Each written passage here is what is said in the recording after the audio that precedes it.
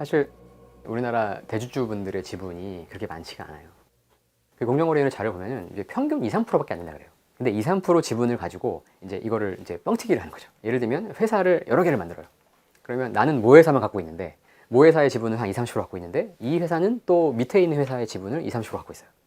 그러면 20%에 20%니까 실제 이 회장님이 갖고 있는 이 자회사의 가치는 4%밖에 안 되거든요.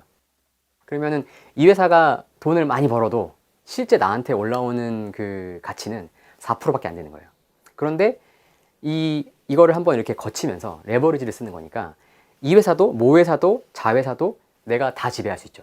근데 B라는 회사가 돈을 되게 많이 벌어요. 돈을 되게 많이 버는데 내가 이걸로 혜택을 볼 수 있는 거는 4%밖에 안 되잖아요. 그러면 어떤 행동을 할 수 있냐면 뭐 예를 들면 이 회사가 어떤 기계 장비를 만들어요. 이 기계 장비가 갑자기 잘 팔리기 시작을 하면 내가 내 이름으로 되어 있는 100% 회사나 우리 아들이 갖고 있는 회사를 만들어요. 근데 그 기계 장비에 들어가는 핵심 부품이 있어요. 그래서 이 아들이 갖고 있는 회사한테 핵심 부품 엄청 비싸게 파는 거예요.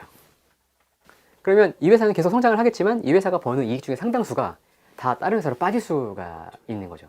그래서 이 회사가 갑자기 여기에 막 비싸게 부품들을 공급을 하기 시작하면서 이 회사는 이제 가치가 안 생기는 거예요. 가치가 이제 일로 이전이 돼 버리는 거죠. 이 B라는 회사의 모든 의사결정을 이분이 다 하시기 때문에 갑자기 엉뚱한 회사가 나와서 핵심 부품을 비싸게 납품을 하더라도 이거를 막을 수가 없어요. 중간에 삼성, 현대 그러면 그 그룹이라고 하잖아요. 그 그룹 안에 회사가 엄청나게 많잖아요.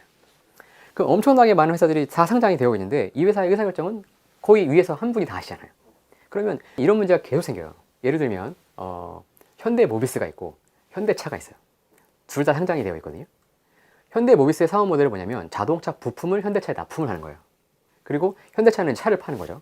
현대모비스 주주는 이걸 비싸게 납품을 해야 되고 현대차 주주는 이걸 싸게 사올수록 좋은 거잖아요. 서로 다르잖아요.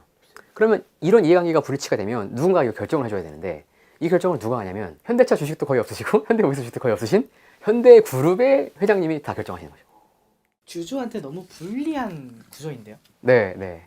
그래서 이게 이제 이런 식으로 그 같은 밸류체인이라고 하죠. 어떤 같은 사업 모델에 있는 회사들이 너무 여러 개가 상장이 되어 있는 게 문제예요. 여기서 이해관계 문제가 계속 발생을 하는 거죠. 미국이나 일본이나 이러면 어떠냐? 이런 것들이 다 이사회나 주주 간에 이런 협약이 돼 있고 계약이 되기 때문에 어떤 특정 주주나 이사가 반대하면 못 하는 거예요. 이런 행동을 했을 때 이게 누군가한테 어떤 피해가 발생한다거나 그러면 당장에는 안 좋을 수 있지만 길게 보면 우리 회사에 엄청 좋을 거야 라는 거를 투명하게 공개를 하고 많은 사람들 설득을 시키면 그 다음에는 그런 일을 해도 이걸 문제 안 할 거예요. 근데 우리나라 문제는 뭐냐면 지분율이 얼마 안 되는 소수의 사람들이 이걸 결정을 다 해버리고 설명을 안 해줘요. 보상을 안 해줘요. 그러니까 일방적으로 피해가 발생하는 거죠.